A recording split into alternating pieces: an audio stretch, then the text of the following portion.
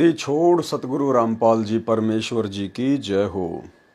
परम पिता परमात्मा सारी सृष्टि के रचनहार, कुल मालिक, असंख्य ब्रह्मांडों के स्वामी, जगत गुरु, तीनों लोकों में प्रवेश करके सब का भरण पोषण करने वाले राजाधिराज, आत्माधार, नाथों के नाथ, देवों के देव, महादेव, सर्वेश्वर, महेश्वर, मृत्युंजय, अजरो अमर, आदि अनादि, सनातनी प्रभु, जगत पिता जगदीश्वर, श्री श्री 1008 की उपाधि के वास्तविक अधिकारी, अकाल मूरत शब्द स्वरूपी राम वासुदेव, सर्वगतम ब्रह्म, परम पूज्य, प्रथम पूज्य, परम संत, परम पुरुष, परम धनी, परम दयालु, सत्य कबीर, हक्का कबीर, अल्लाहु कबीर, अल्लाहु अकबर, बाखबर, अल्लाह ताला, जगत के तारणहार, जगत के मुक्तिदाता, जगत के जगन्नाथ, हारे के सहारे, हिंदुओं के राम, मुसलमानों के अल्लाह, सिखों के वाहिगुरु, ईसाइयों के मसीह, दया के सागर दयानिधि, करुणा के सागर करुणानिधि, स्वयंभू परिभू, संकट मोचन, कष्ट हरण, मंगल करण, दुख भंजन, अविगत कबीर,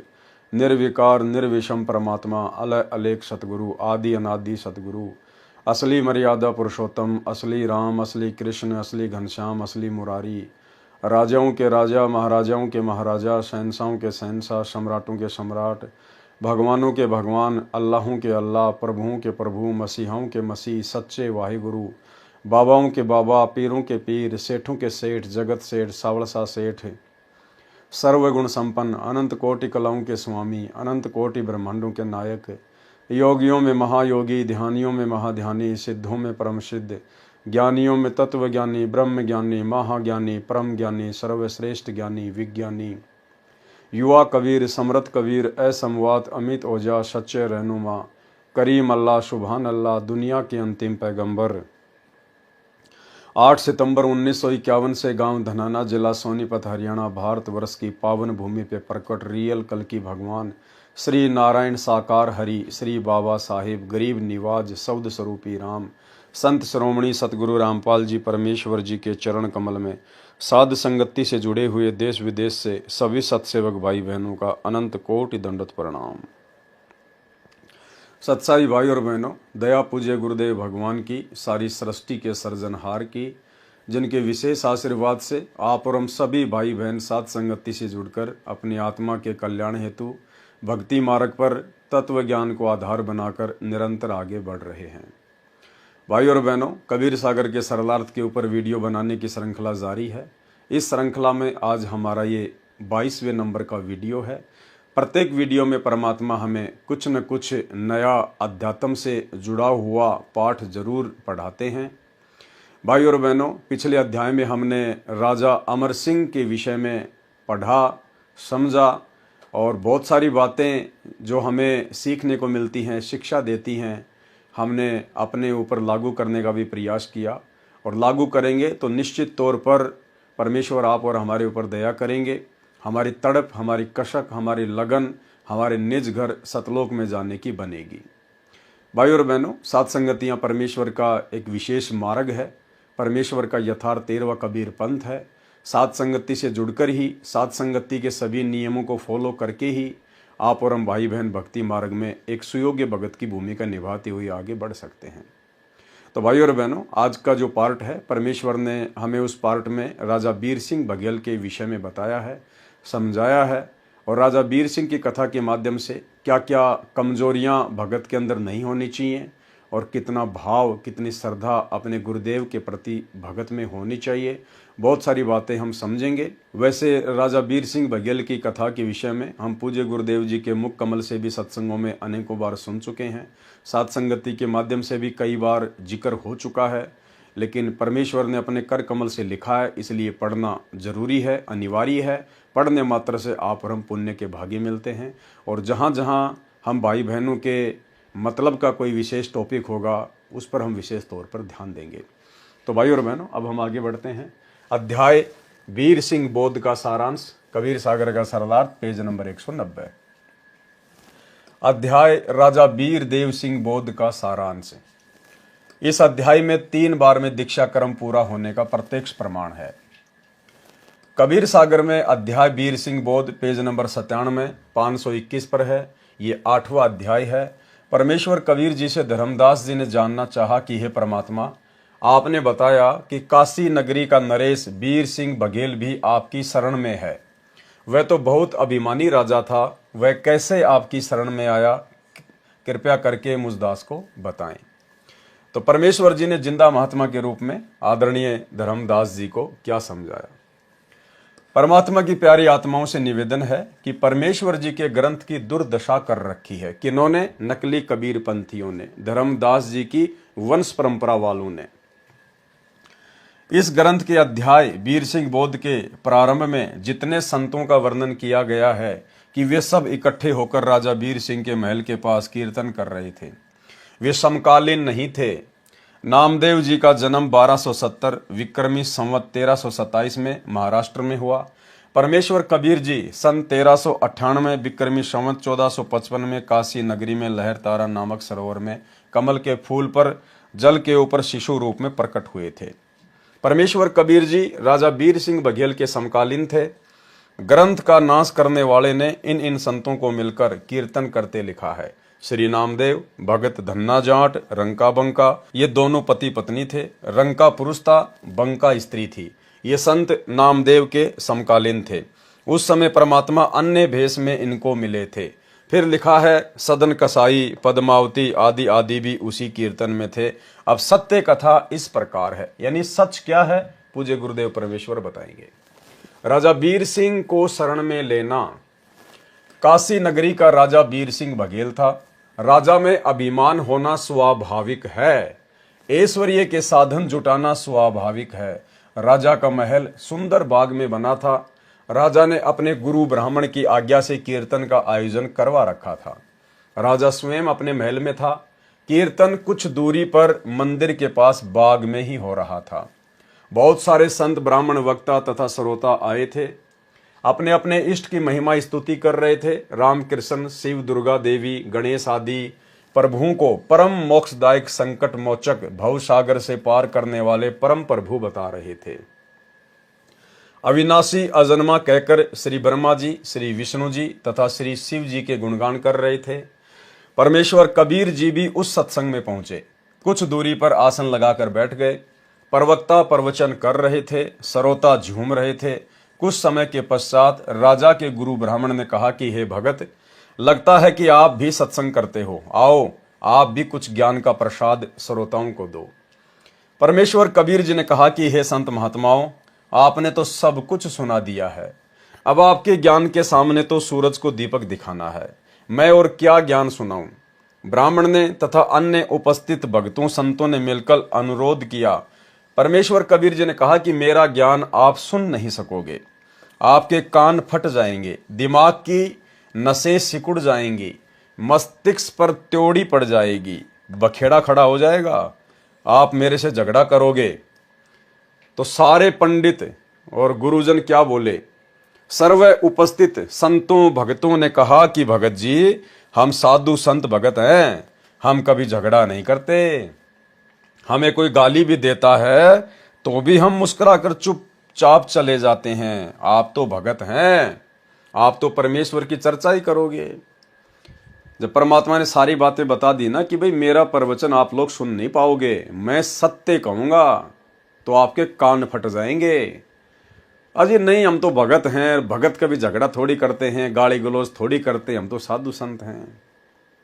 भाई और बहनों, ठीक इसी प्रकार पूज्य गुरुदेव जी के सतलोक आश्रम बरवाड़ा में रहते सहते आप और हमें भी, जितने भी श्रद्धालु वहां पर आते थे, सारे के सारे एक नंबर के भगत लगते थे, एक नंबर के ब्राह्मण लगते थे।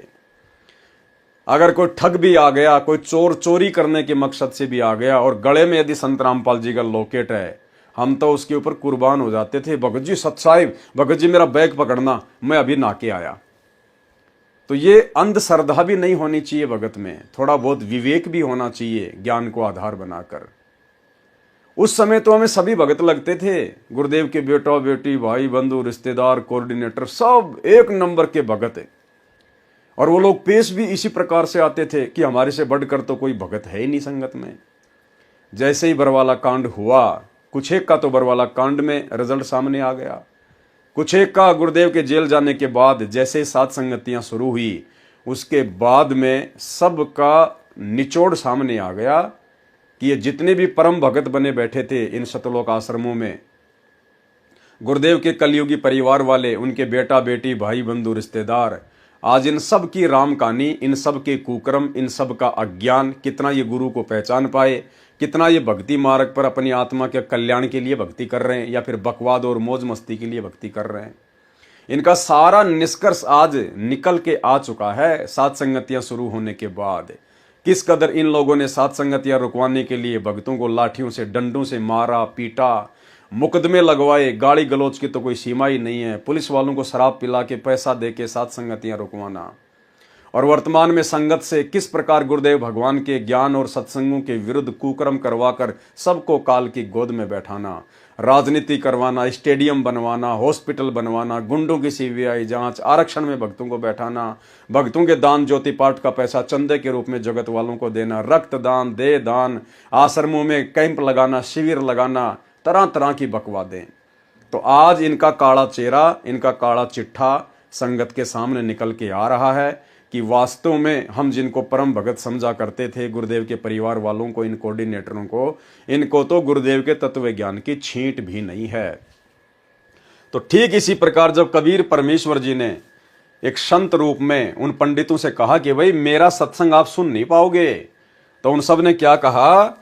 सर्व उपस्थित संतों भगतों ने कहा कि भगत जी हम साधु संत भगत हैं, हम कभी झगड़ा नहीं करते, हमें कोई गाली भी देता है तो भी हम मुस्कुराकर चुप रहकर चले जाते हैं। आप तो भगत हैं, आप तो परमेश्वर की चर्चा ही तो करोगे। करनी तो चर्चा ही थी, लेकिन भाई वो सत्य चर्चा थी, और सत्य चर्चा चाहे भगत हो चाहे जगत हो, जो काल प्रेरित होता है उसको अच्छी नहीं लगती। हम वादा करते हैं कि आपसे कोई झगड़ा विरोध नहीं करेंगे। परमेश्वर कबीर जी ने कहा, परमेश्वर कबीर वचन।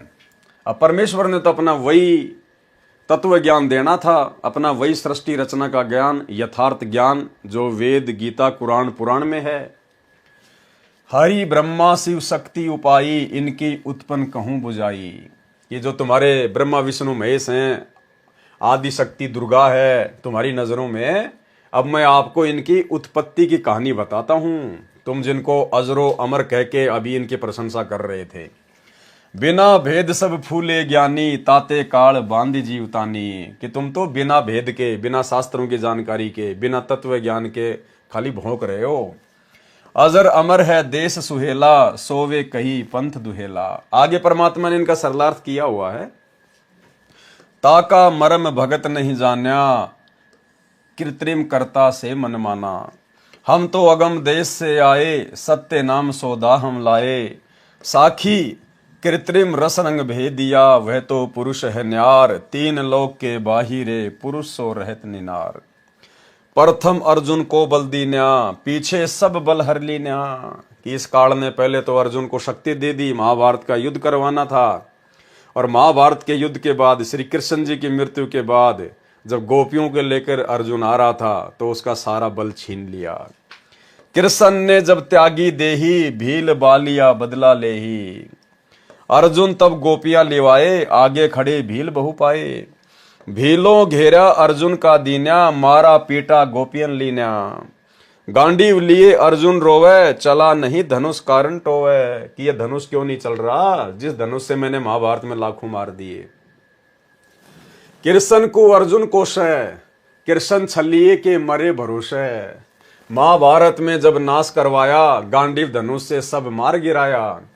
आज वह गांडीव हाथ ने उठाया, भीलों ने जब जी भरकर कूटा। भीलों ने अर्जुन को ढंग से कुटाई करी उसकी, और वो गांडीव धनुष महाभारत में जिससे लाखों मार दिए थे अर्जुन ने, वो उठाया भी नहीं जा रहा था। काल ने सारा बल वापस खींच लिया अपना।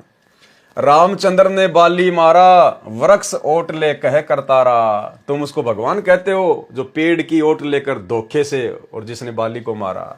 सब भूले हो बिना विवेका, बिना तत्व ज्ञान के तुम सब भूल में हो। हम राम कृष्ण मरते देखा, मरे ब्रह्मा विष्णु महेशा। साथ नारद सारद शेषा, मरे ज्योति निरंजन अभिमानी। साथ मरे तुम्हारी आदि भवानी।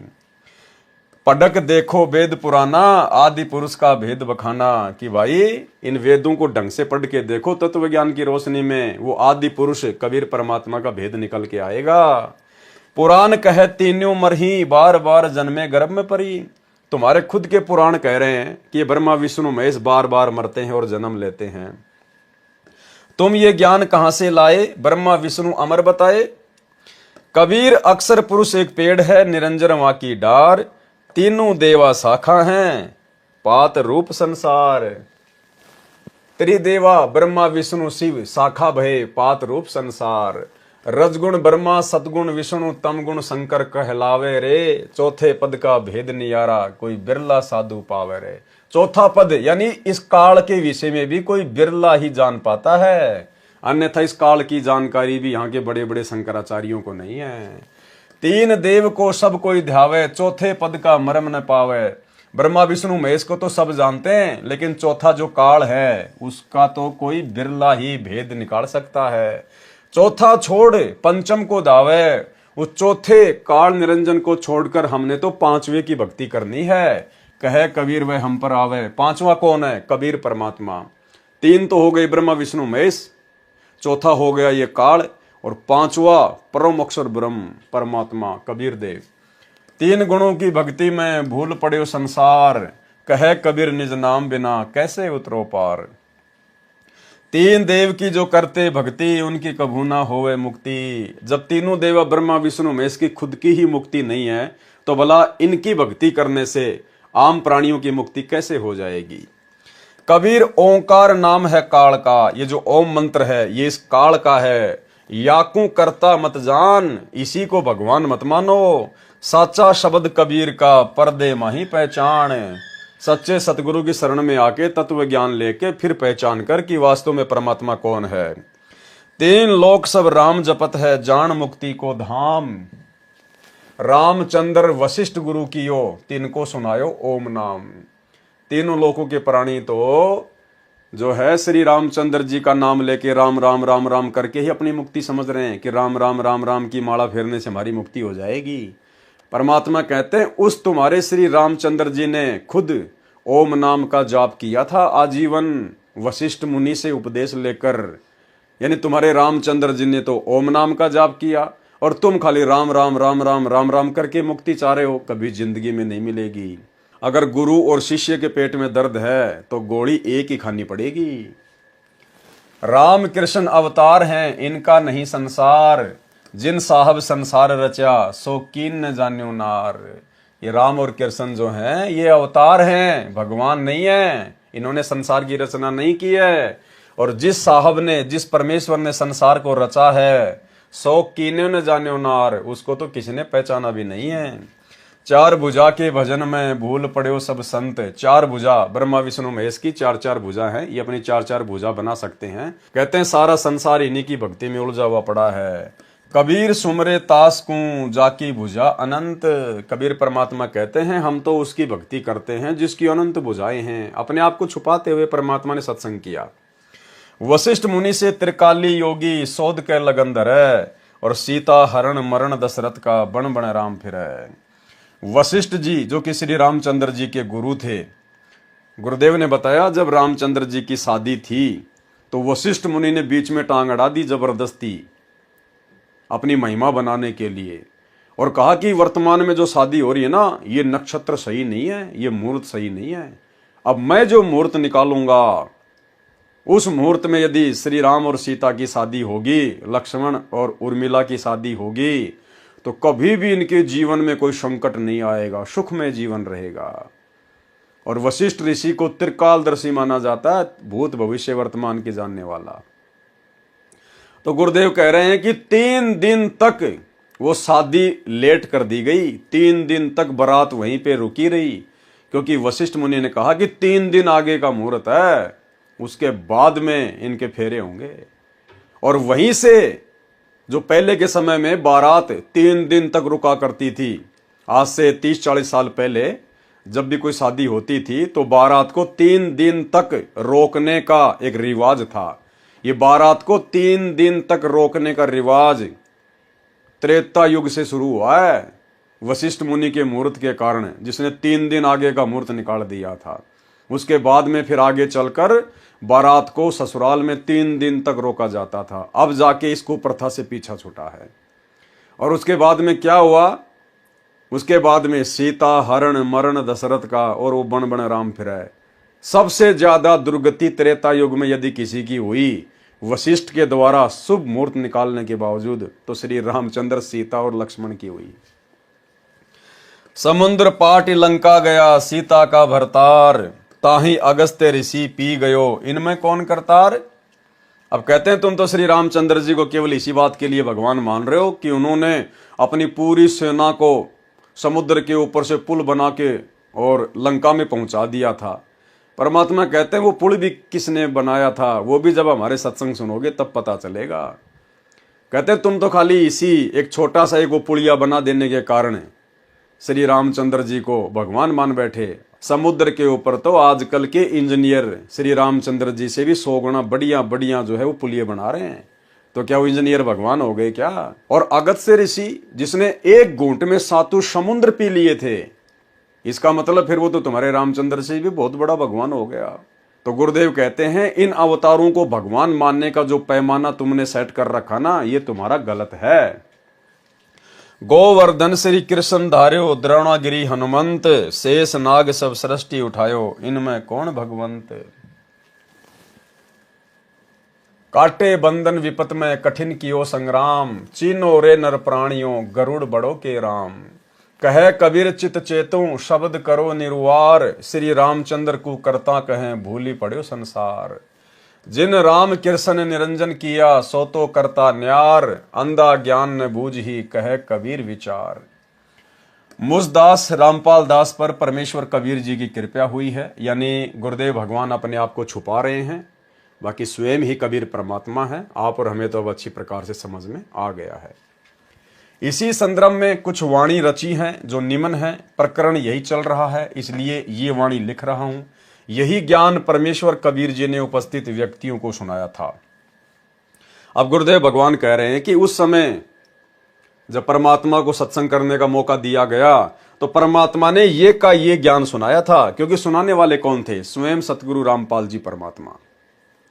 तो परमेश्वर ने यही ज्ञान सुनाया था जो वाणियां अब वर्तमान में गुरुदेव भगवान ने अपनी तरफ से लिखी हैं, यानी हमारे पूज्य गुरुदेव सतगुरु रामपाल जी ने अपनी तरफ से ये वाणियां बनाई हैं।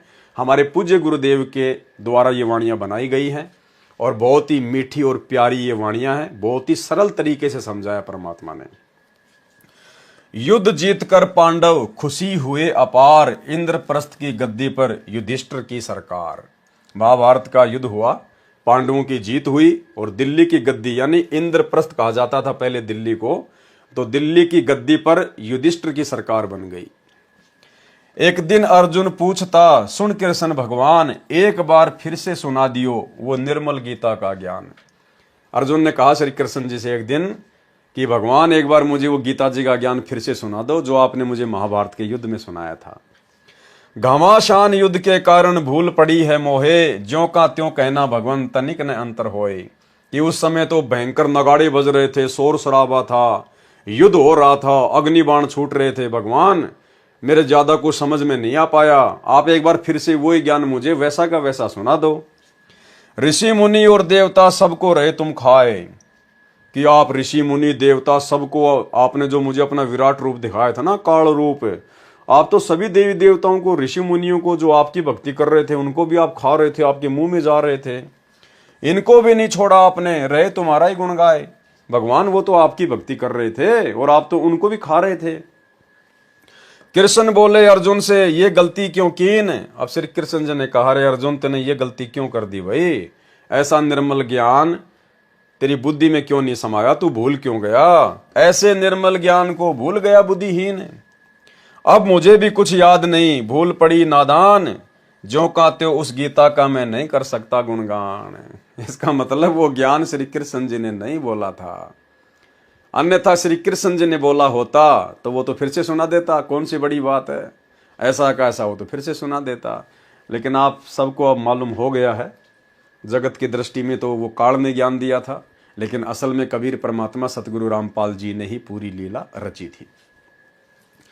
स्वयं श्री कृष्ण को याद नहीं और अर्जुन को धमकावे, बुद्धि काल के हाथ है चाहे त्रिलोकी नाथ कहावे। ज्ञानहीन प्रचार का ज्ञान कथे दिन रात, जो सर्वे को खाने वाला कहे उसी की बात।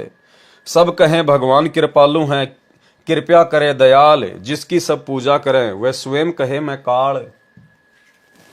मारे खावे सबको वह कैसा कृपाल, कुत्ते गधे सुअर बनावे है फिर भी दीन दयाल। बाइबल वेद कुरान है जैसे चांद प्रकाश, सूरज ज्ञान कबीर का करे तिमिर का नाश। रामपाल साची कहे करो विवेक विचार, सतनाम व सार नाम यही मंत्र है सार।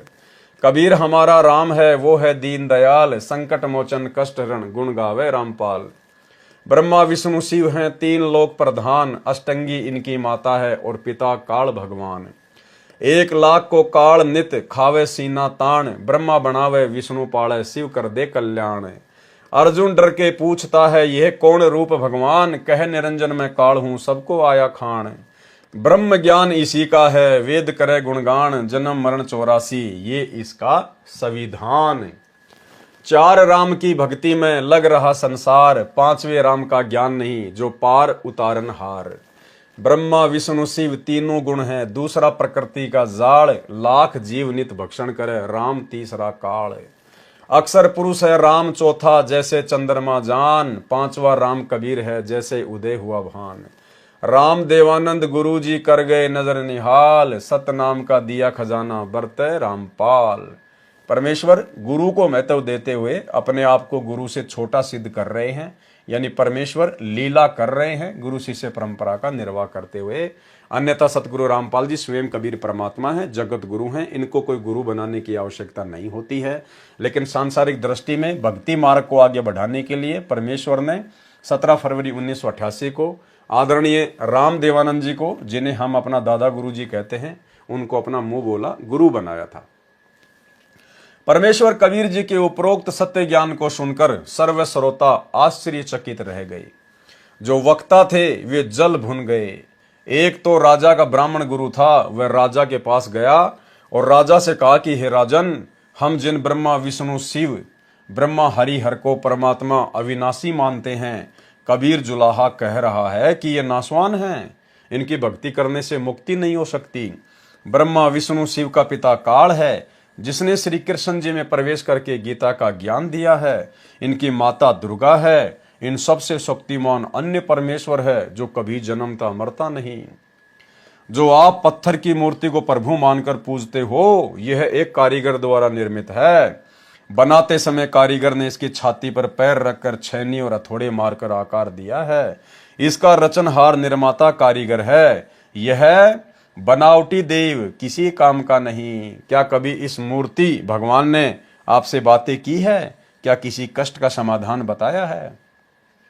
ठीक इसी प्रकार भाइयों और बहनों, जो गलती उस समय राजा बीर सिंह बघेल उन पत्थर की मूर्तियों को भगवान मानकर पूज रहा था, ठीक वही गलती वर्तमान में इतना तत्व ज्ञान देने के बावजूद भी सतगुरु रामपाल जी परमेश्वर जी का कलयुगी परिवार और उस परिवार के पीछे अंधी होकर चल रही शतलोक आश्रमों में जाने वाली 90% संगत वही राजा बीर सिंह बघेल वाली भूमिका निभा रही है। सतगुरु रामपाल जी परमेश्वर जी के धरती पर प्रकट रहते सहते उनको ना पहचान कर और कबीर भगवान एक दाढ़ी मूछ वाली कबीर जी की समझे जाने वाली उस मुर्दा फोटो को मान रहे हैं। प्रतिवर्ष जून के महीने में सारी संगत इन आश्रमों में जाकर उस दाढ़ी मूछ वाली मुर्दा फोटो को, उस कागज के टुकड़े को जो ना चलता ना बोलता ना फिरता ना सत्संग करता ना नाम दीक्षा देता ना कोई शंका समाधान करता, उस कागज के टुकड़े को कबीर मानकर उसका प्रकट दिवस मना रहे हैं। राजा बीर सिंह वाली अंधता आज वर्तमान में 90% संगत कर रही है। मूर्ति कूटी पत्थर की बनाई, कारीगर छाती दे पाही, भक्ति ज्ञान योग का भेवा, तीर्थ व्रत जब तब सब सेवा। सबको काल जाल बतावे, जो कोई करे नरक में जावे।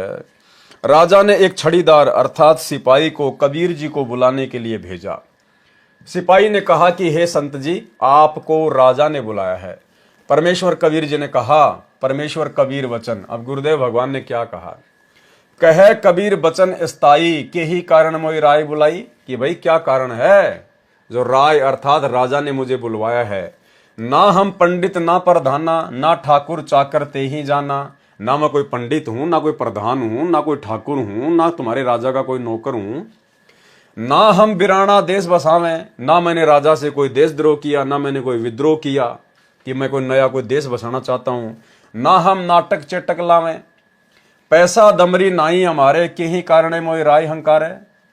गरज होए तो यहाँ चली आवे, राजा को आवश्यकता है तो यहाँ चल के आ जाएगा। हम तो बैठे भजन करावें, साखी छड़ीदार तुम जाए कह, कहो राय के पास, महाप्रचंड बघेल है, हम नहीं मानत त्रास।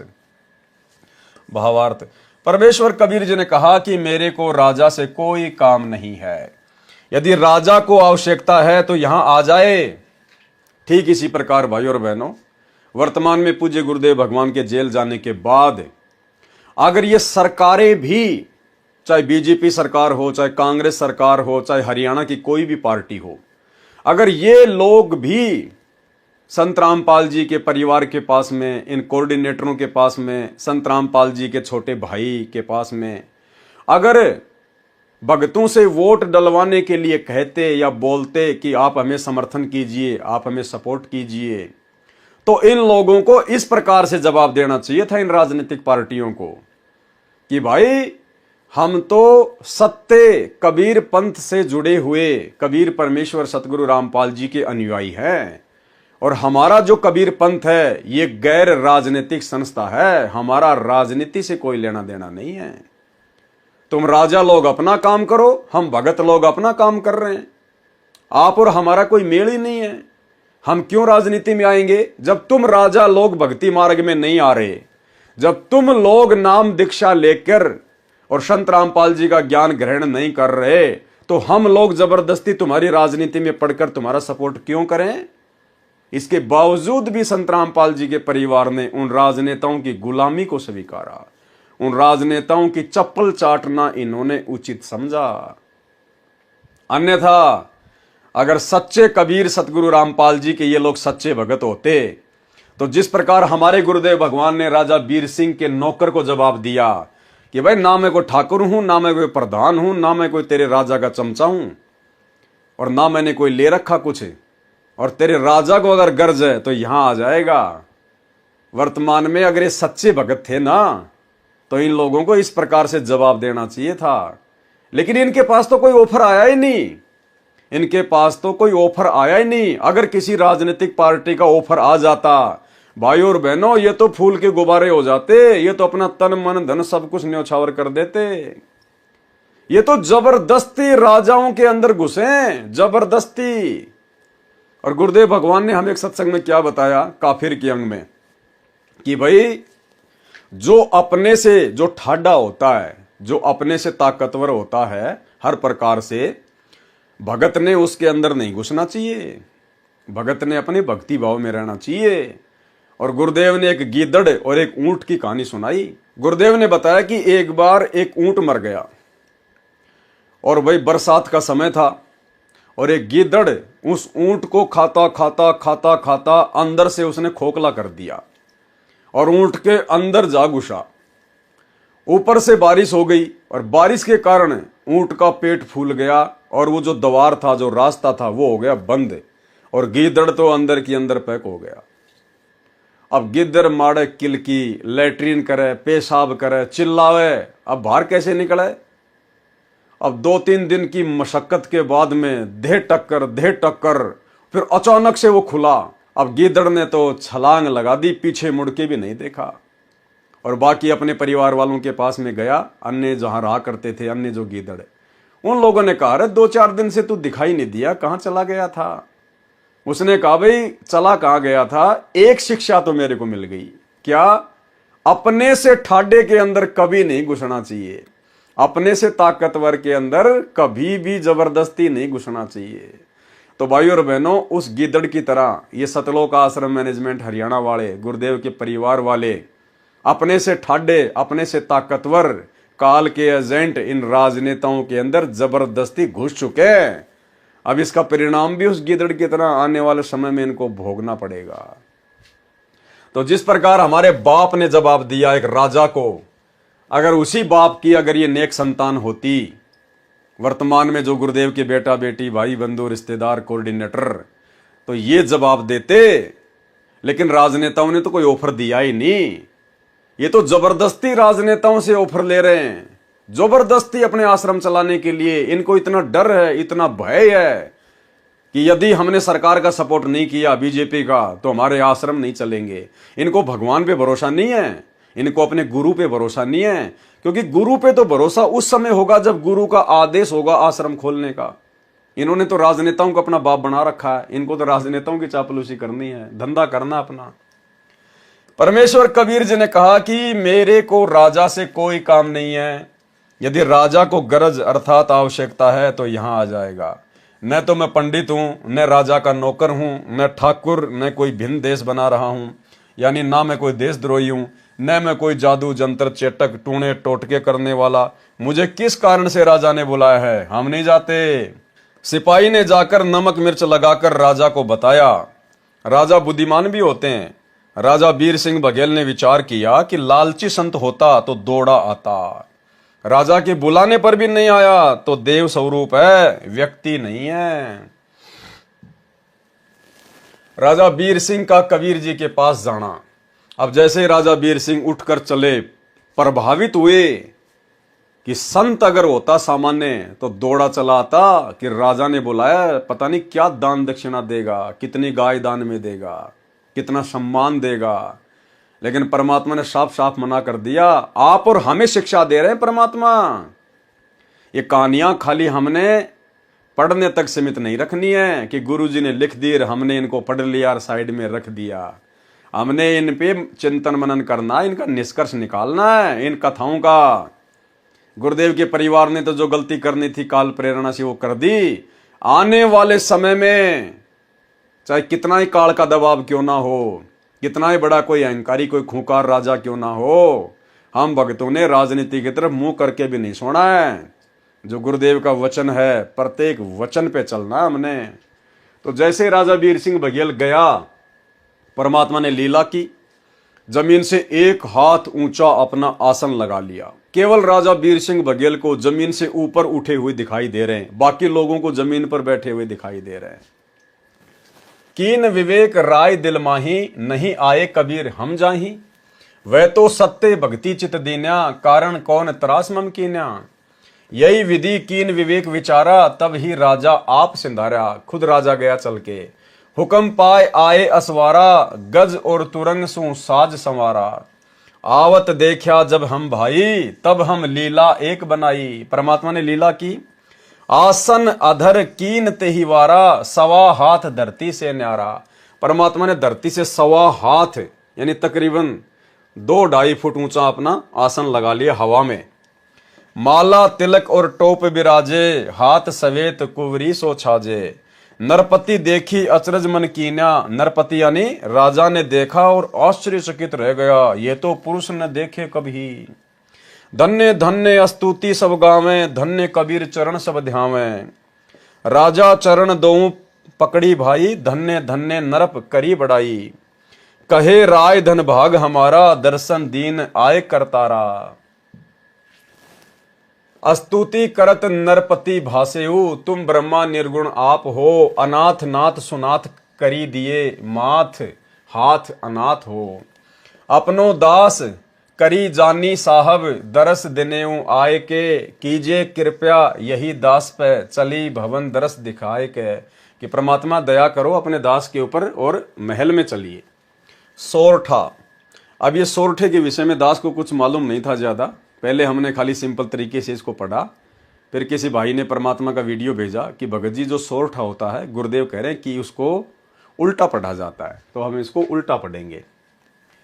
मोही तस मंदिर पग दीजिए, कृपया कीन जस। वेगी विलंब न कीजिए, विनय करो प्रभु। कबीर वचन चौपाई।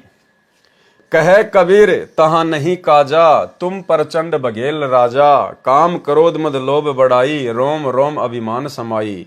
कि भाई मैं क्या करूंगा तेरे महल में जाके, तो बहुत ज्यादा अभिमानी राजा है, मान बढ़ाई काम क्रोध लोभ में फंसा हुआ तू तो। तुरी 1.25 संग तेरे, 1.25 घोड़े थे उसके पास में, 1,2 प्यादा तोरे, हस्ती चलत सहस तव संगा, निस दिन भूले कामिनी रंगा, कंचन कलसा महल अटारी, कैसे शब्द गहे नर नारी। इनमें काफी कुछ मिलावट भी कर रखी है नकली कबीरपंथियों ने, परमात्मा उसको शुद्ध करके फिर हमें समझाएंगे। हम भिक्षुक जाने संसारा, कौन काज तहां हमारा, राजा वीर सिंह बघेल वचन। तुम सतगुरु हो दीन दयाला, करम वश हम अहे विहाला, माया तिमिर नैन पट लागी, दर्शन पाए भय अनुरागी। जिस समय राजा सत्संग स्थल के निकट आया तो देखा कि जमीन से 1.25 हाथ ऊपर बैठे दिखाई दिए। ये लीला देखकर राजा समझ गया कि परमात्मा है, कोई सामान्य संत नहीं है। राजा ने घर चलने की विनती की, पहले तो मना किया, परंतु राजा के विशेष आग्रह करने पर परमेश्वर कबीर जी सहर्ष राजा के साथ चल दिए। राजा ने सम्मान के साथ कबीर परमेश्वर को और अपने गुरु ब्राह्मण को भी आदर के साथ कबीर जी के समान आदर सत्कार दिया। कबीर जी से किन बातों पर मतभेद है? राजा वीर सिंह बघेल ने अपने ब्राह्मण गुरु से पूछा कि आपका और कबीर जी का किस बात को लेकर मतभेद है? वह प्रश्न अब करो और मैं आप दोनों की ज्ञान गोष्ठी सुनूंगा, उसके बाद में मैं निर्णय लूंगा। ब्राह्मण ने कहा कि कबीर जी तो ब्रह्मा विष्णु तथा शिव जी को जन्म मरण में कहते हैं, ये बिल्कुल गलत है, किसी शास्त्र में प्रमाण नहीं है। परमेश्वर कबीर जी ने कहा कि आपकी देवी पुराण में 3रे स्कंद में पढ़िए ऋषि जी। उस समय ब्राह्मण ने देवी पुराण निकाली, 3रा स्कंद निकाला और पढ़ने लगा। परमात्मा की लीला वही जानता है। ब्राह्मण के सामने वही प्रकरण आया जिसमें लिखा था श्री देवी पुराण सचित्र मोटा टाइप, केवल हिंदी, गीता प्रेस गोरखपुर से प्रकाशित, पेज नंबर 123 पर लिखा है, भगवान विष्णु ने अपनी माता देवी दुर्गा जी से कहा कि हे माता, तुम शुद्ध स्वरूपा हो, ये सारा संसार तुम्ही से उद्भासित है। मैं विष्णु ब्रह्मा तथा शिव तो नाशवान हैं, हमारा तो आविर्भाव अर्थात जन्म तथा तिरोभाव अर्थात मृत्यु होती है। भगवान शिव बोले, हे माता, यदि ब्रह्मा तथा विष्णु का जन्म आपसे हुआ है तो मैं तमोगुणी लीला करने वाला शंकर क्या तुम्हारी संतान नहीं हुआ? अर्थात मेरे को जन्म देने वाली तुम ही हो। लेख समाप्त। उस समय ये शास्त्र केवल संस्कृत में थे, तो ब्राह्मण ने जैसे ही देवी पुराण खोली, उस समय यही जो मैटर था वो उसकी आंखों के सामने आ गया, जो परमात्मा हमें वर्तमान में गीता प्रेस गोरखपुर से छपी हुई सचित्र हिंदी मोटा टाइप वाली में दिखाते हैं। श्री देवी पुराण में यह प्रकरण देखकर ब्राह्मण के चेहरे का रंग उतर गया, परंतु मन में सोचा कि मना कर देता हूं कि ऐसा कहीं नहीं लिखा है। परमात्मा अंतर्यामी थे, जान गए। परमेश्वर कबीर जी ने कहा कि ब्राह्मण जी, आप राजा की कचहरी में बैठे हो, आज ये निर्णय होकर रहेगा, किसी दूसरे पंडित को बुलाकर यह स्पष्ट किया जाएगा। अब पंडित ने देखा अगर दूसरा पंडित आ गया तो वो तो सारी बातें सही सही बताएगा राजा के सामने। तो पंडित ने सोचा क्यों ना मैं ही सच सच बता दूं। तो पंडित की मजबूरी हो गई राजा के सामने सच बताने की, अन्यथा वो ब्राह्मण गुरु तो राजा वीर सिंह को भ्रमित करने वाला था। उसने देखा कि ये कबीर तो अनपढ़ है और राजा को मैं जैसा कहूंगा राजा वैसा मान जाएगा, लेकिन परमात्मा ने तो राजा रानी को अपनी शरण में लेना था। अंतर्यामी समझ गए कि पंडित बात को छुपाएगा, तो परमेश्वर ने कहा कि पंडित जी, आज निर्णय होके रहेगा, आप राजा की कोर्ट में बैठे हो और दूसरे पंडित को बुलाएंगे। तो वो पंडित जो है वो डर गया ब्राह्मण कि अगर मैंने झूठ बोल दिया और दूसरे पंडित ने सही बता दिया तो आज मेरी खैर नहीं है। परमेश्वर ने कहा कि पंडित जी, राजा की कचहरी अर्थात न्यायालय में बैठे हो, आज ये निर्णय होकर रहेगा, किसी अन्य पंडित को बुलाकर ये स्पष्ट किया जाएगा। राजा वीर सिंह ने कहा कि ब्राह्मण, अब सत्य के अतिरिक्त कुछ भी नहीं सुनूंगा, यदि झूठ बोला तो अंजाम अच्छा नहीं होगा। ब्राह्मण ने कहा, राजन, यही लिखा है जो कबीर जी कह रहे हैं वो ही लिखा हुआ है। ब्रह्मा विष्णु तथा शिव जी नासवान हैं, इनके माता पिता हैं। ये चर्चा रानी मानक देई भी सुन रही थी। राजा वीर सिंह बघेल की जो रानी थी मानक देई, वो भी बैठी बैठी सुन रही थी। राजा रानी ने परमेश्वर कबीर जी से उपदेश लिया, ब्राह्मण ने भी परमात्मा से दीक्षा ली, सब कर्म कांड त्याग दिया। परमात्मा ने राजा रानी तथा पुरोहित को प्रथम मंत्र दिया। पाठकों से निवेदन है कि कबीर सागर ग्रंथ में उआबाई भर रखी है। ये दशा कबीर पंथी ज्ञानहीनों ने की है, धर्मदास जी की वंश परंपरा वालों ने की है, जिन्होंने ब्राह्मण के स्थान पर नामदेव जी से वार्ता लिखी है। प्रत्यक्ष प्रमाण आप वीर सिंह बौद्ध के पेज 105 पर वाणी में देखिए। राजा शिकार करने चला तो 1.25 लाख पैदल सेना चली, हाथी घोड़े बहुत बाहर निकाले, भाट लोग गीत गाते चले, बैंड बाजे बजाते चले। विचार करें, शिकार करने राजा के साथ 200 या 300 सैनिक जाते थे। यथार्थ कथा इस प्रकार है। अब गुरुदेव भगवान बताएंगे कि वो सत्य कथा क्या है। राजा रानी को प्रथम मंत्र देकर परमेश्वर कबीर जी चले गए। ये कहकर गए कि जिस समय आपकी प्रथम मंत्र की भक्ति पर्याप्त हो जाएगी तब मैं आपको सतनाम का मंत्र दूंगा। वह 2 अक्षर का होता है। परमेश्वर कबीर जी सतनाम देने के लिए आए। उस समय राजा वीर सिंह शिकार पर जाने के लिए तैयार था। गुरु जी के आने पर उनसे भी कहा कि आप भी हमारे साथ चलो। राजा वीर सिंह कह रहा है कि परमात्मा आप भी हमारे साथ में शिकार पर चलो। परमेश्वर कबीर जी ने कहा कि मेरे को साथ लेकर चलोगे तो आपको कोई शिकार नहीं मिलेगा। राजा नहीं माना, यानी अपने गुरु की बात को राजा वीर सिंह ने नहीं माना और आग्रह करके हाथी पर बैठाकर अपने साथ ले चले। जंगल में एक स्थान पर पड़ाव डाला। शिकार के लिए अपने टेंट से 40 मील दूर जंगल में चले गए। गर्मी का मौसम था। दिन के 12 बजे राजा तथा सैनिकों और घोड़ों को प्यास लगी। प्यास से प्राण निकलने को हो गए। राजा ने इधर उधर सैनिक दौड़ाकर जल की खोज की, परंतु व्यर्थ। राजा तथा सेना भूख प्यास से तिलमिला उठी। कहने लगे कि कुछ ही समय का जीवन शेष है। तब परमेश्वर कबीर जी ने कहा कि राजन, उस सामने वाले पहाड़ के ऊपर सुंदर बाग है, मीठे जल का सरोवर है। राजा तथा वजीरों ने कहा कि हम पहले आए थे तब उस पहाड़ पर टेंट लगाया था, वहां कुछ नहीं है। परमात्मा ने सेकंडों में वहां पर बाग रच दिए, मीठा और स्वच्छ जल का वहां पे तालाब भर दिया, फलदार वहां पे पेड़ लगा दिए। एक बूढ़े वजीर ने कहा कि साधु बोले सहज स्वभाव, संत का बोला व्यर्थ नहीं जाए, एक बार चलकर देख लेते हैं।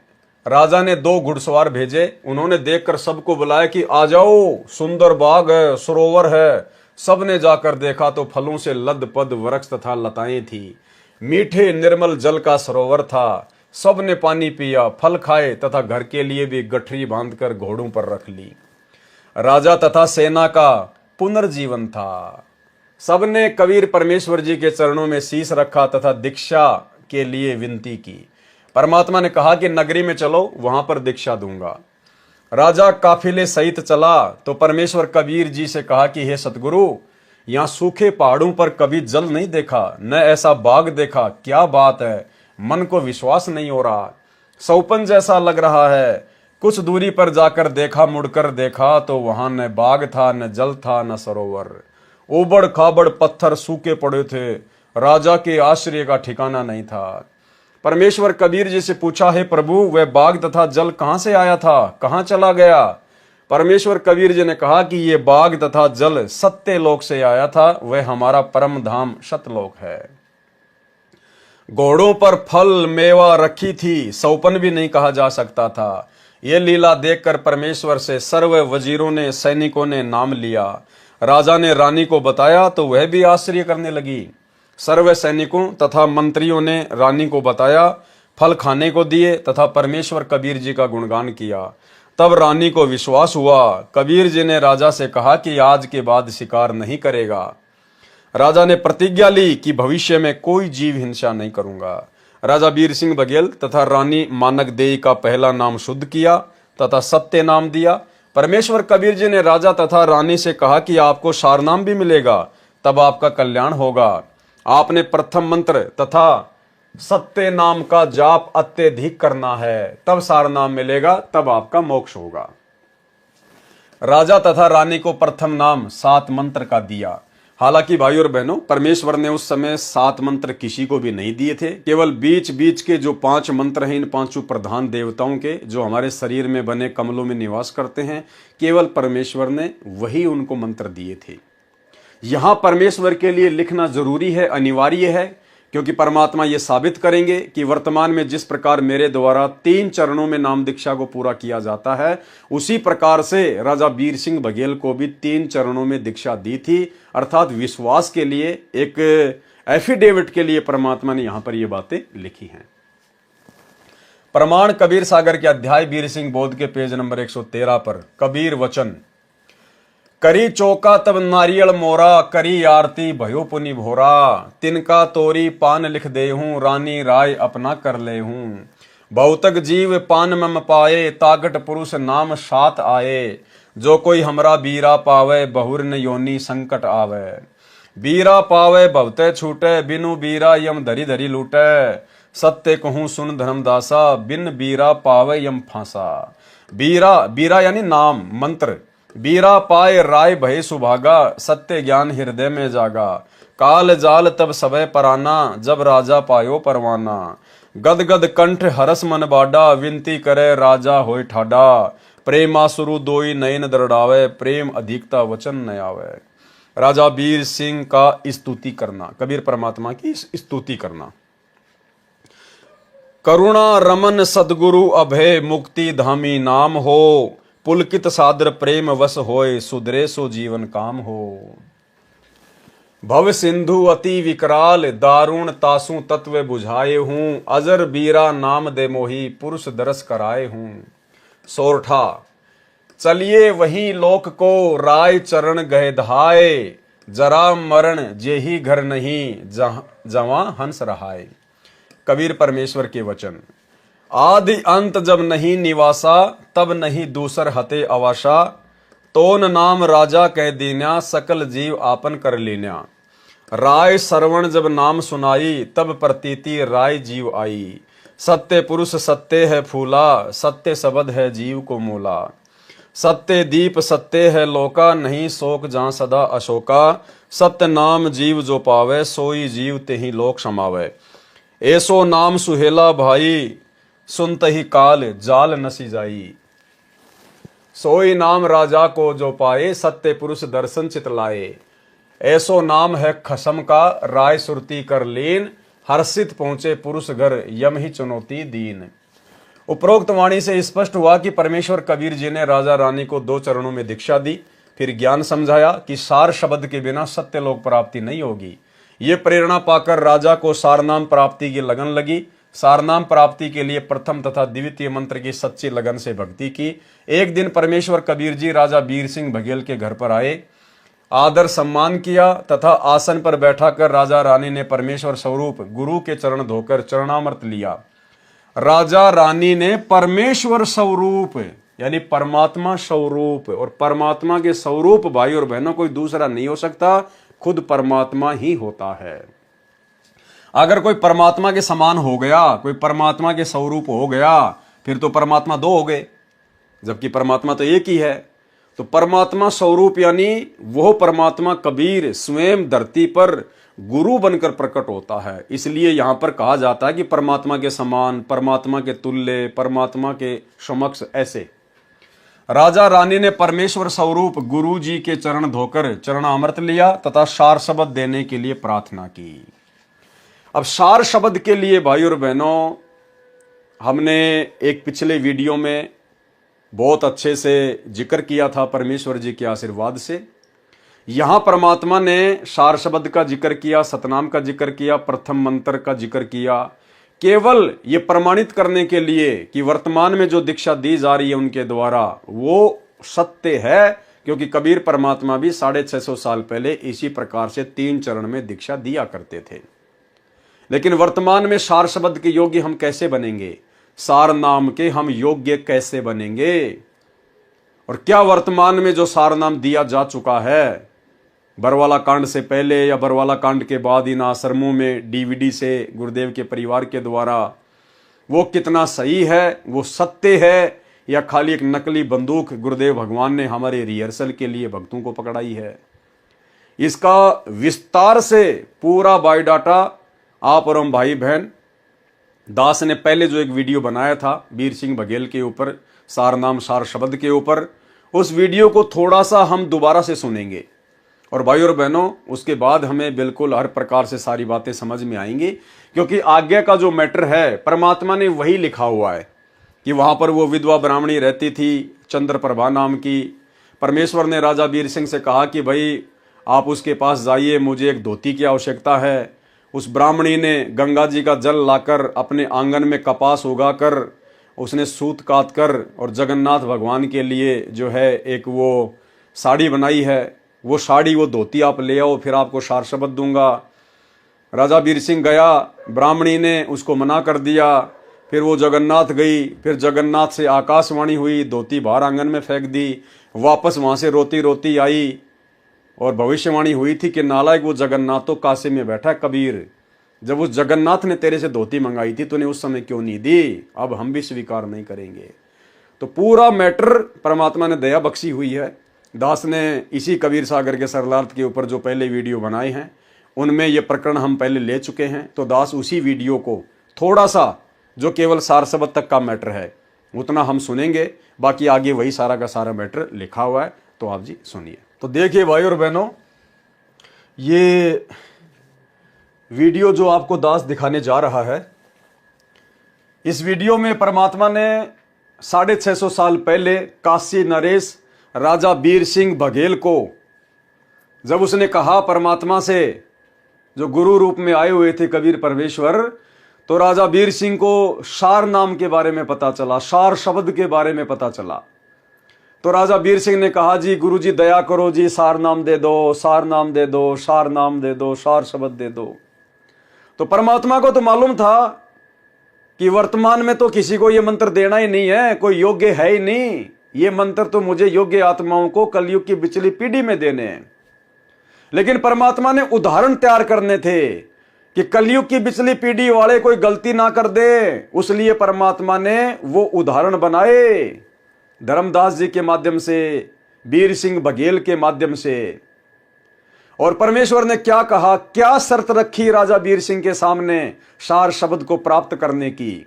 और अंत में राजा वीर सिंह को समझ में आ गया कि तू तो प्रथम नाम प्राप्त करने के योग्य भी नहीं है, सार शब्द सार नाम तो बहुत दूर की बात है।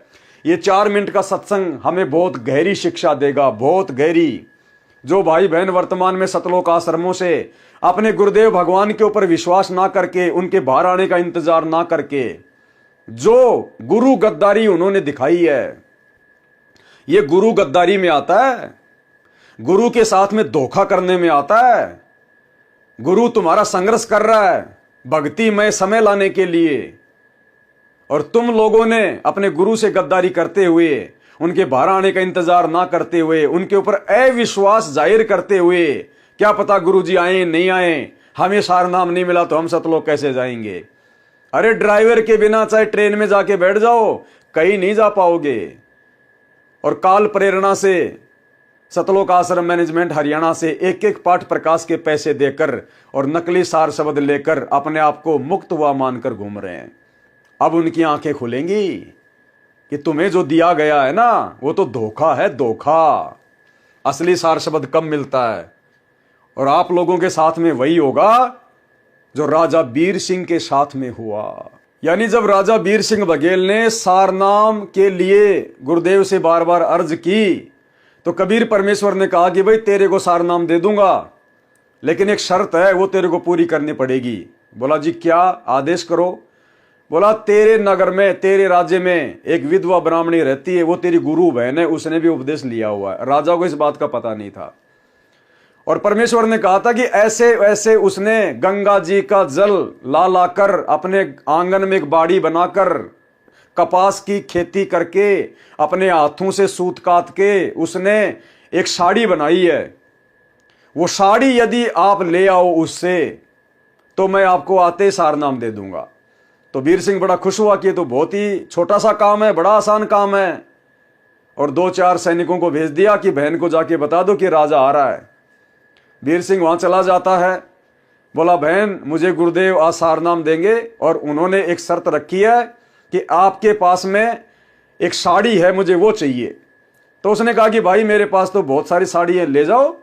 उसने कहा कि बहन जी बहुत सारी नहीं, वो साड़ी चाहिए जो आपने इस प्रकार से गंगा जी से जल लाकर अपने आंगन में जो है वो कपास उगाकर अपने हाथों से जगन्नाथ भगवान के लिए जो साड़ी बनाई है ना, वो मुझे चाहिए।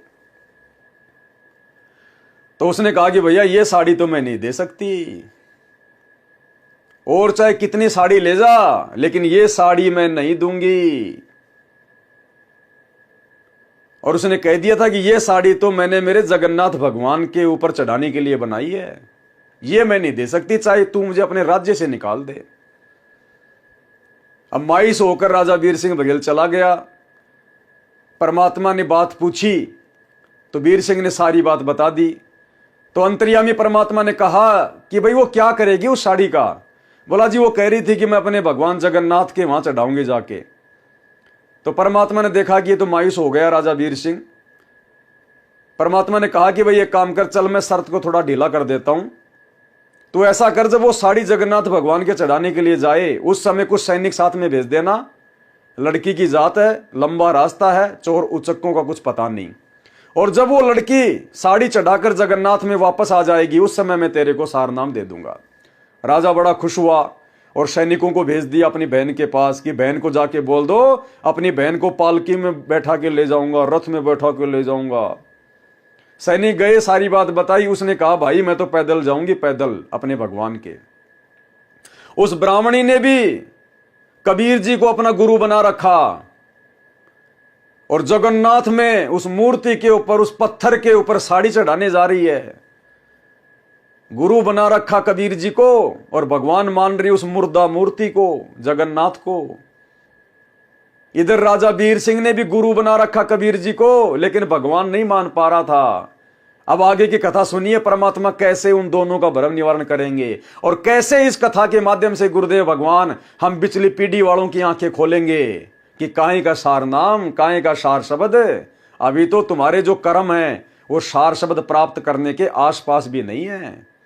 तो गुरुदेव कह रहे हैं इस 4 मिनट के सत्संग के विषय में कि पुण्यात्माओं, केवल ये कथा नहीं है, इसका कितना जबरदस्त निष्कर्ष निकलेगा आपने वो देखना है। तो ध्यान से सुनना भाई और बहनों, ध्यान से देखना है आपने।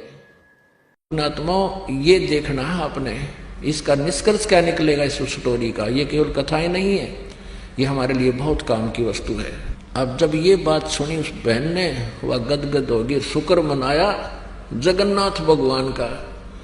हे जगन्नाथ भगवान, आपने मेरी इज्जत रख दी, राजा का मन बदल दिया। उन्होंने पता कौन सा जगन्नाथ बदलने लग रहा है इसके मन को, इतनी बुद्धि कमजोर थी मारी। और कहा, सारी बात सुनकर कहने लगी भाई ना तो मैं रथ में बैठूं, मैं तो पैदल जाऊंगी। राजा का शुक्रिया है, अगर तुम मेरे साथ चलो तो मुझे कोई इतराज नहीं। ऐसा ही हुआ, लड़की चली गई, सैनिक साथ चल पड़े रथ लेकर, खाने पीने की व्यवस्था उसमें अपनी ले ली, वो लड़की पैदल गई वहां तक। अब शाम में पहुंचे, सुबह नहा धोकर उस बहन ने वह अपनी जो धोती हाथ से बना रखी थी वो चादर लेकर भगवान जगन्नाथ के मंदिर में मूर्ति के चरणों में रखना चाहिए, रखते ही और कहा कि इस दासी की तुच्छ भेंट स्वीकार करना जगन्नाथ। वो धोती वहां से उठी और उस जगन्नाथ के मंदिर के प्रांगण में जाकर पड़ी और आकाशवाणी हुई कि नालायक, जगन्नाथ तो काशी में बैठा है, वो कबीर परमात्मा इज जगन्नाथ, तो किस धक्के खाना की। वो जगन्नाथ की मूर्ति ने कोई आकाशवाणी नहीं की, वो पत्थर की मूर्ति वाला क्या आकाशवाणी करेगी। उसी कबीर परमात्मा ने जो 650 साल पहले आए हुए थे, उन्होंने उस मूर्ति के माध्यम से आकाशवाणी की उस बहन का भ्रम तोड़ने के लिए कि नालायक, वो जगन्नाथ, जगतनाथ यानी पूरे संसार को रचने वाला, पूरे संसार का पालन पोषण करने वाला, वो जगन्नाथ कबीर तो काशी में बैठा है, तू यहां कहां धक्के खाने के लिए आ गई इस मूर्ति के ऊपर साड़ी चढ़ाने के लिए। अरे जब उस जगन्नाथ ने काशी में तेरे से साड़ी मंगवाई थी, तूने उसको क्यों नहीं दी? अगर तूने उसको नहीं दी तो हम भी तेरी साड़ी स्वीकार नहीं करेंगे। और साड़ी को फेंक के मारा, आंगन में आके गिरी जगन्नाथ के प्रांगण में। इस आकाशवाणी को वो सैनिक भी सुन रहे थे और वो विधवा ब्राह्मणी जब उसने सुना कि वास्तव में असली जगन्नाथ तो मेरा गुरु ही है, गुरु के अलावा दूसरा कोई जगन्नाथ और कहीं नहीं है, गुरु बड़े हैं गोविंद से मन में देख विचार, हरि सुमरे सो रह गए गुरु भजे हुए पार। वहीं से रोना शुरू हुई थी और काशी में आके रुकी थी। और आगे क्या हुआ ध्यान से सुनिए। कि इस दासी की तुच्छ भेंट स्वीकार करना जगन्नाथ। वो धोती वहां से उठी और उस जगन्नाथ के मंदिर के प्रांगण में जाकर पड़ी और आकाशवाणी हुई कि नालायक, जगन्नाथ तो काशी में बैठा है, वो कबीर परमात्मा इज जगन्नाथ। तो किस धक्के खाना की, कलेजा फट गया उस लड़की का, रोआ बुरी तरह। ओए होए, वो भगवान स्वयं है कबीर जी। वो वहीं से रोने लगी थी, आंखों में इतने आंसू बह गए कि सारे कपड़े भीज गए उस बेटी के कि मैं कितनी नीच हूं, भगवान कहाँ मैं खोजन की तागी। परमात्मा कहते हैं गुरु मानुष कर जानते ते नर कहिए अंध, महादुखी संसार में अग गई यम के फंद। ठीक इसी प्रकार वर्तमान में वो जगन्नाथ, वो कबीर भगवान तो बैठा हिसार जेल में, और तुम उस दाढ़ी मूछ वाली नकली कबीर की फोटो को जगन्नाथ मानकर उसका प्रकट दिवस मना रहे हो, धक्के खा रहे हो इन आश्रमों में, इन पत्थरों में जा जाके सिर मार रहे हो, जो इनके महीने में आश्रमों में जा जाके ड्रामेबाजी कर रहे हो। अरे जगन्नाथ तो बैठा हिसार जेल में। और पिछले वीडियो में आपको दिखा दिया गुरुदेव का हिसार जेल से आया हुआ लेटर, जिसमें गुरुदेव ने 2018 में कह दिया था कबीर प्रकट दिवस से पहले कि मत मनाना, कबीर जी तो मेरे साथ हिसार जेल नंबर 2 में बैठे हैं। उसके बाद भी तुम लोगों ने 2028 में रोहतक के पशु मेला ग्राउंड में कबीर प्रकट दिवस मनाया और इतना भयंकर तूफान आया, इतनी भयंकर बारिश आई, सब कुछ अस्त व्यस्त हो गया। अरे ये गलती तो 650 साल पहले की थी उस विधवा ब्राह्मणी ने। और वो सत्संग सुनने के बाद भी, क्या गुरुदेव ने आपको सत्संग नहीं सुनाए? हजारों बार गुरुदेव ने सत्संग में इस घटना का जिक्र किया है। क्यों सुनाते हैं? मनोरंजन के लिए, हमारी आंखें खोलने के लिए। फिर भी तुम्हारी आंखें नहीं खुल रही कि वास्तव में जगन्नाथ कौन है। जगन्नाथ के बिना काल हमें सतलोक जाने का रास्ता दे सकता है क्या? वर्तमान में धरती पर वो जगन्नाथ सतगुरु रामपाल जी भगवान स्वयं है। वो तो बैठे हिसार जेल में और तुम इन आश्रमों में आंखों पे काली पट्टी बांध के गांधारी की तरह भेड़ चाल में उस कागज की मुर्दा बेजुबान कबीर जी की समझे जाने वाली दाढ़ी मूछ वाली फोटो को जगन्नाथ मान के कबीर प्रकट दिवस मना रहे हो। सार नाम की छींट के अधिकारी भी नहीं हो, छींट के अधिकारी भी। देखना आगे क्या बनेगी उस ब्राह्मणी के साथ और बीर सिंह बघेल के साथ। आकाशवाणी ने कहा कि जगन्नाथ वहां बैठा, जिसने धोती वहां मंगवाई थी, तो वहां नहीं पहुंचा सकी, यहां धक्के खाने आ गई, ले जा इसको उठाकर। अब ये आकाशवाणी सुनी उन सैनिकों ने भी, वापस आगे रोती हुई। अब वो लड़की रो रही थी। 10-12 दिन के बाद फिर वो वापस पहुंचे। उस दिन भी परमात्मा, क्योंकि लीला थी उनकी, पता था उनको, तो कबीर जी ने वीर देव सिंह बघेल के घर पर विराजमान थे। पता था कि वाणे वाली है, वो सारा सांग वापस आओगा। वह खाया ही धक्के नालायक है। अब पहले पता किया कि कबीर साहब के घर पे गए, पता लगा कि राजा के यहाँ पहुंचे हैं। फिर राजा के घर पहुंचे, वो लड़की भी और वो सैनिक भी। लड़की रो रही, उसको उससे बोला नहीं जा रहा, चरणों में गिर गई भगवान कबीर साहब के, और ऐसे रो रही है कि उस पर आवाज निकल रही, गला कति रुंध गया उसका, ना कुछ बता पा रही है। अब राजा ने सोचा भाई के बिजली गिर गई इस लड़की पे, और गुरुजी ने तो कहा था इसको कोई दुख ना होना चाहिए, और क्या आपत्ति आ गई, और ये रो रही है। अब मुझे नाम मिला नहीं, क्योंकि भगवान ने कहा था इसको कष्ट नहीं होना चाहिए। सैनिकों को बुला कहा, अरे निकम्मो क्या हो गया इसको, तुमने मेरा नाश कर दिया।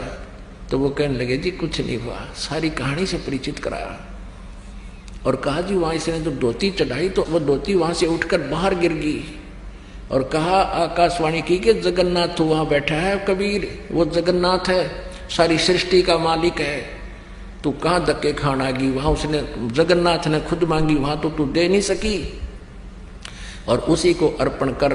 वह धोती भी साथ सिर पर ले रही, वह लड़की और तब तेरा कल्याण होगा। अब दोनों का एक तीर से दो शिकार किए परमात्मा ने। एक तीर से दो शिकार किए परमात्मा ने। दो शिकार कौन से? वो विधवा ब्राह्मणी जो अपने गुरु को खाली एक जुलाहा मान रही थी, मानुष मान रही थी, और राजा वीर सिंह बघेल भी हल्के में ले रहा था कबीर जी को, इतने प्रमाण देखने के बाद भी, इतनी लीलाएं देखने के बाद भी। और वर्तमान में हम पिछली पीढ़ी वालों के भी भगवान ने उस उदाहरण को पेश करके आज आंखें खोलनी थी कि सार नाम और सार शब्द के योग्य भगत कब बनता है, जब गुरु और परमात्मा कति एक हो जाते हैं। अब देखिएगा वीर सिंह बघेल की आंखें कैसे खुली। माने वीरदेव सिंह का विश्वास था कि कबीर इज गॉड, और न उस नालायक का विश्वास था कि कबीर इज गॉड। गुरु बना रखा लेकिन भगवान वो पत्थर मान रखा था। वो ना उस ब्राह्मणी के विश्वास था कि कबीर इज गॉड, और ना उस वीर सिंह के विश्वास था कि कबीर इज गॉड जो हमारे गुरु रूप में है। गुरु बना रखा कबीर को और भगवान मान रहे उस जगन्नाथ को। तो यही हालत आज 90% सतलोक आश्रमों से जुड़ी हुई संगत की है। ना गुरुदेव के कलयुगी परिवार को विश्वास कि संत रामपाल जी इज कबीर, और ना उस परिवार के पीछे आंखों पे काली पट्टी बांध के गांधारी की तरह भेड़ चाल में चल रही लाखों की संगत को यकीन है कि हमारे गुरु संत रामपाल जी ही कबीर। और आज भी धक्के खा रहे हैं, भगवान मान रहे उड्डाडी मूछ वाली कबीर जी की फोटो को। जून के महीने में उसी को भोग लगाते हैं, हर समागम में उसी को भोग लगाते हैं। अरे जगन्नाथ तो बैठा है हिसार जेल में, सतगुरु रामपाल जी भगवान, और जगन्नाथ मान के पूजा की जा रही है, भोग लगाया जा रहा है डाडी मूछ वाली कबीर जी की फोटो को, मुर्दा फोटो को। वो ब्राह्मणी भी तो उस मुर्दा पत्थर के ऊपर ही साड़ी चढ़ाने गई थी अपने जिंदा गुरु को छोड़कर, और तुम भी वही कर रहे हो, अपने जिंदा गुरु का प्रकट दिवस ना मनाकर। और जून के महीने में वो मुर्दा कबीर का, उस मूर्ति का, उस फोटो का, बेजान बेजुबान मुर्दा, उस कागज के टुकड़े का, कबीर जी की समझे जाने वाली उस काल्पनिक फोटो का तुम कबीर प्रकट दिवस मना रहे हो। उसको तुम भगवान मान रहे हो, कबीर मान रहे हो, जगन्नाथ मान रहे हो। आप लोगों की स्थिति तो 650 साल पहले वाली उस विधवा ब्राह्मणी और राजा वीर सिंह बघेल से भी कई गुना निम्न स्तर की है, निम्न स्तर की। उस समय तो इतना ज्ञान नहीं था, इतने प्रमाण परमात्मा नहीं दिखा पाए, एक अनपढ़ व्यक्ति की भूमिका कर रहे थे। आज कौन सी कसर छोड़ रखी है भगवान ने? फिर भी उनसे बड़ी गलती, और फिर भी सार नाम लेके अपने आप को धन्य समझ के घूम रहे हो। सार नाम के नाम पे परमात्मा ने झुंझुना पकड़ा रखा, झुंझुना, जैसे बच्चे को, रोते हुए बच्चे को शांत किया जाता है वो खिलौना देके। क्या कह रहे हैं परमात्मा, ध्यान से देखिएगा। सिर पहले रिवा लटकी और तब तेरा कल्याण होगा। अब दोनों का एक तीर से दो शिकार किए परमात्मा ने। वीरदेव सिंह का विश्वास था कि कबीर इज गॉड, और न उस नालायक का विश्वास था कि कबीर इज गॉड। गुरु बना रखा लेकिन भगवान वो पत्थर मान रखा था, वो जगन्नाथ का। गुरु बना रखा लेकिन भगवान वो पत्थर मान रखा था, वो जगन्नाथ का। गुरु बना रखा लेकिन भगवान वो पत्थर मान रखा था, वो जगन्नाथ का। गुरु बना रखा लेकिन भगवान वो पत्थर मान रखा था, वो जगन्नाथ का। अब दोनों का हृदय साफ हुआ, परमात्मा के चरणों में गिर गए। परमात्मा ने कहा प्रथम नाम दोबारा लो, द्वितीय दोबारा लो, फिर भक्ति करो जब सार नाम दूंगा। बोलो सतगुरुदेव। क्या कहा परमात्मा ने कि प्रथम नाम फिर से लो और फिर से भक्ति शुरू करो, तब आगे जाके सार नाम मिलेगा। उनको दोबारा से प्रथम नाम दिया, वो तो सार शब्द के चक्कर में थे। दोबारा से उनको प्रथम नाम दिया गया कि नालायको, जब तक अपने गुरु को ही भगवान मान के भक्ति नहीं करोगे तब तक तो तुम्हारी भक्ति शुरू भी नहीं होती। कहां सार नाम, सार शब्द लेने की सोच रहे हो? दोबारा से प्रथम नाम लो। उनको दोबारा से प्रथम नाम दिया। यह उदाहरण क्यों पेश किया? आज आप और हमारे लिए। और आज जो संगत अपने आप को सार शब्द लेके धन्य मान रही है कि हमने तो धनाना आश्रम से सार शब्द ले लिया, हमने तो संत रामपाल जी से बरवाड़ा आश्रम में, हमने तो करोथा में ही सार नाम ले लिया, कुछ नहीं मिला, झुंझुना पकड़ा रखा परमात्मा ने, नकली बंदूक, केवल रिहर्सल चल रही है। गुरु मानुष कर जानते ते नर कहिए अंध, ओए दुखी संसार में आ गए यम के फंद। सभी संगत वालों के साथ में जो इन आश्रमों से जुड़े हुए हैं, जिन्होंने सार नाम ले लिया, सार शब्द ले लिया, इन सबको दोबारा से गुरुदेव भगवान के हिसार जेल से बाहर आने के बाद प्रथम नाम से भक्ति शुरू करनी पड़ेगी। दोबारा प्रथम नाम से। ये सत्संग प्रत्यक्ष उदाहरण है, प्रत्यक्ष उदाहरण है। क्या कह रहे हैं परमात्मा? जगन्नाथ का गुरु बना रखा, लेकिन भगवान वो पत्थर मान रखा था। वो जगन्नाथ का गुरु बना रखा, लेकिन भगवान वो पत्थर मान रखा था। वो जगन्नाथ का। अब दोनों का हृदय साफ हुआ, परमात्मा के चरणों में गिर गए। परमात्मा ने कहा प्रथम नाम दोबारा लो, द्वितीय दोबारा लो, फिर भक्ति करो, जब सार नाम दूंगा। बोलो सतगुरुदेव। तो भाई और बहनों, वीडियो आपने देख लिया। जो पूरा का पूरा प्रकरण गुरुदेव भगवान ने यहां पर लिखा हुआ है, तो वीडियो आपने पूरा देख लिया होगा। किस प्रकार से परमात्मा ने एक तीर से 2-3 शिकार किए। परमात्मा ने उस विधवा ब्राह्मणी चंद्र प्रभा की बुद्धि को भी सेट करना था कि नालायक, तूने गुरु बना रखा मुझे, और जगन्नाथ यानी परमात्मा मान रही है पत्थर की मूर्ति को।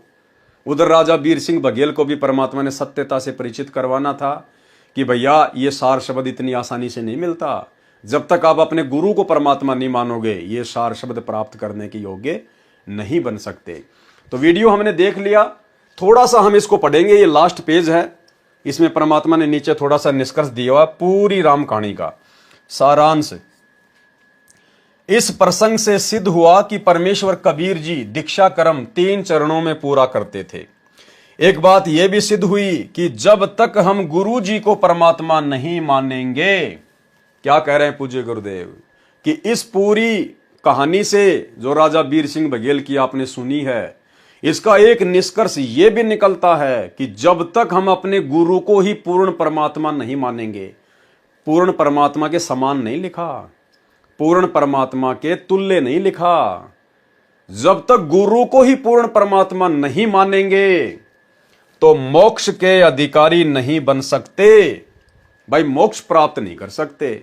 सांसारिक सुख मिल जाएंगे, दुनिया भर के लाभ मिल जाएंगे, मनुष्य जन्म मिल जाएंगे बारंबार, और फिर 84 लाख योनियां भी मिल जाएंगी, लेकिन मोक्ष नहीं मिल पाएगा जब तक हम इस कबीर परमेश्वर के सत भक्ति मार्ग में गुरु रूप में आए हुए कबीर परमेश्वर को परमेश्वर नहीं मानेंगे।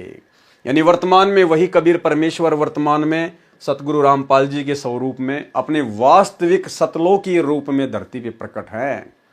इनके अलावा यदि हम उस कागज के टुकड़े को, कबीर जी की समझे जाने वाली दाढ़ी मूछ वाली फोटो को परमात्मा मानेंगे, तो भाई और बहनों हमारा मोक्ष नहीं हो सकता। इसलिए परमात्मा ने सात संगति से जुड़े हुए भाई बहनों पे दया बख्शी है। हम सभी सत्सेवक भाई बहनों ने उस कागज के टुकड़े को, नकली कबीर जी की समझे जाने वाली फोटो को अपने घर से, अपने दरबार से, अपने लॉकेट से बाहर निकाल दिया है। तभी हम पूर्ण मोक्ष प्राप्त कर पाएंगे, अन्यथा बात नहीं बनेगी। बाकी तो आपने वीडियो में सब कुछ जान लिया, देख लिया, समझ लिया, लेकिन यह सारांश में परमात्मा ने और स्पष्ट कर दिया है। एक बात यह भी सिद्ध हुई कि जब तक हम गुरु जी को परमात्मा नहीं मानेंगे, और गुरु जी को परमात्मा मानने की पहचान है कि गुरु जी के अलावा और जिस भी फोटो में हम लोग अभी तक अपनी नादानी के चलते, ज्ञानहीनता के चलते, जिसको हम भगवान मान के बैठे हैं, दाढ़ी मूछ वाली कबीर जी की फोटो को, उसको अपने घर से बाहर निकाल देना, दरबार से बाहर निकाल देना। आपके घर में केवल आपको चारों तरफ एक ही फोटो नजर आनी चाहिए, अपने गुरुदेव भगवान की, तो आप इस लाइन पर खड़े उतरेंगे, अन्यथा भाई मोक्ष से दूर रहेंगे। तो एक बात यह भी सिद्ध हुई कि जब तक हम गुरुजी को परमात्मा नहीं मानेंगे तो मोक्ष के अधिकारी नहीं बन सकते। यह वीर सिंह बघेल काशी नरेश की यथार्थ कथा है। इस प्रकार वीर सिंह बौद्ध में बिजली खान पठान की कथा भी लिखी है, वह पूर्ण रूप से गलत है। यथार्थ कथा इस प्रकार है। तो आज के वीडियो में हम केवल इतना ही लेंगे। कल परमेश्वर की रजा से हम लोग बिजली खान पठान और अन्य महापुरुषों की जो कथाएं हैं, परमेश्वर ने आगे जिक्र किया हुआ है, उन कथाओं से भी आप और हमारे को बहुत कुछ अध्यात्म से रिलेटेड बातें सीखने को और समझने को मिलेंगी। तो भाई और बहनों, हमने पूज्य गुरुदेव जी के कर कमल से लिखे हुए इस पवित्र ग्रंथ को केवल टाइम पास या मनोरंजन की दृष्टि से नहीं पढ़ना है। आप और हम भाई बहनों ने इसका निष्कर्ष निकालना है। हम भगत भाई बहन आज से पहले निष्कर्ष नहीं निकाल पा रहे थे। हम इस पवित्र कबीर सागर को पढ़ भी रहे थे, अन्य पुस्तकों को भी हमने पढ़ा, लेकिन वो सार नहीं निकाल पा रहे थे। भाई जब गुरुदेव भगवान ने सत्संगों में सारी बात बोल दी है तो फिर पुस्तकें क्यों लिखी? वही बातें तो उन्होंने अपने सत्संगों में कही है, लेकिन पुस्तकों में परमेश्वर ने कुछ विशेष बातें अंकित की हैं, कुछ सांकेतिक रूप में, कुछ स्पष्ट रूप में। तो आज से पहले हम नहीं समझ पा रहे थे, कोई बात नहीं। अब परमेश्वर ने सात संगतियों की शुरुआत करके दया बख्श दी है। अब सात संगतियों के माध्यम से इन पुस्तकों के ऊपर जो वीडियो बन रहे हैं, और बहुत सारी पुस्तकों के ऊपर वीडियो बन चुके हैं, अब परमेश्वर की दया से, उनकी विशेष कृपा से आप और हम सभी भाई बहन गुरुदेव के उन संकेतों को बहुत अच्छे से समझ पा रहे हैं और समझकर अपने जीवन में भी लागू कर रहे हैं। और इसी से भाई और बहनों हमारा यहाँ से पूर्णतया छुटकारा होगा, क्योंकि परमात्मा भक्ति की खुराक खिलाने में कोई भी कमी किसी भी प्रकार की नहीं छोड़ेंगे। यदि कमी रहेगी तो आप और हमारी रहेगी। तो भाई और बहनों, बहुत बड़ी दया पूज्य गुरुदेव भगवान की। आज के वीडियो में केवल इतना ही। कल रात्रि 8 बजे सभी भाई बहन लाइव जुड़िए। तब तक गुरुदेव भगवान हम सबको आज्ञा दें, इजाजत दें, आशीर्वाद दें। बंदी छोड़ सतगुरु रामपाल जी भगवान की जय हो।